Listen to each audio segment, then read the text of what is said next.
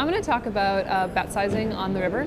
I think that a trap that a lot of poker players fall into is they, read in a book or they're taught that, betting 3/4 of the pot or roughly 60% is always correct.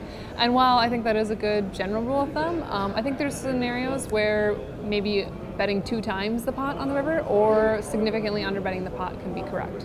One of the scenarios where I would say it could potentially be a good play to underbet the river is when you're pretty sure that your opponent doesn't have any sort of a hand. When you think that they maybe were on a flush draw and they missed, or they maybe are just bluff catching, and you're just pretty sure that they're fairly weak, and you don't think that they're going to pay you off on a very big bet on the river.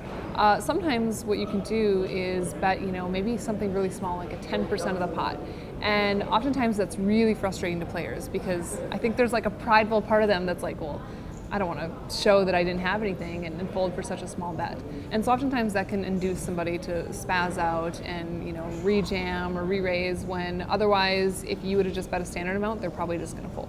It's one of my favorite instances in poker when you get a scenario where you get to overbet the river and it's successful. It's just kind of one of those fun things that not everybody does. It's kind of a thinking outside the box play.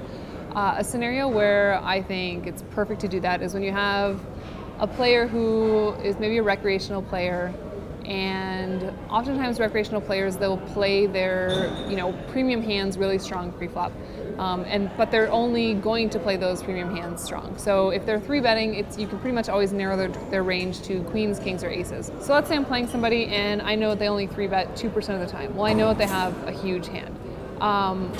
So when they 3-bet and we're sitting deep enough, say, we're both sitting 150 big blinds deep, and I have something like a pocket pair, a small pocket pair, or a suited connector, I know that my hand is behind. However, it also tends to be true that players like that are going to vastly overplay their pocket, their overpair on the flop. So you have, the odds to call. And when you do call, and let's say you hit, so let's say, you call with something like pocket fours, and the flop comes, 4-10-9, and you know that they're holding an overpair to the board. That's a scenario where I think that you can just go ahead and raise really big if they bet out. And if they call, I'm probably betting pot on the turn as well, on a brick turn. And on the river, if it's just a scenario where, let's say the flush doesn't come, there's no scare cards, and you're pretty sure they're just not folding, they have it in their head that they are never folding aces. Let's say if there's $1,000 in the pot, I think a lot of players, they by default, they're like, oh, I'll try and get paid $600 bet or whatever. If I'm pretty confident they're not folding, I might just bet $1,500 into a $1,000 pot. And it's pretty rare in those scenarios that a player like that is going to lay down their overpair, and you can get paid off. And you don't have to be successful at it very often because of the size of the bet. So the great thing about betting, let's say, $1,000 in the river instead of a standard $500 bet is that you only have to get called 50% of the time for that to be profitable.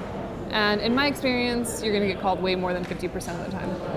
You can also pull that kind of a move on the river with a player who is maybe professional, and the difference is that you have to balance your range when you're going to do it with a player who's probably more aware of what's going on and who's a tougher opponent. So for that to work, you are going to also have to throw in some occasional bluffs, and you're going to have to overbet the river with air occasionally. Otherwise, it's going to become pretty transparent what you're doing, and it's not going to be as successful.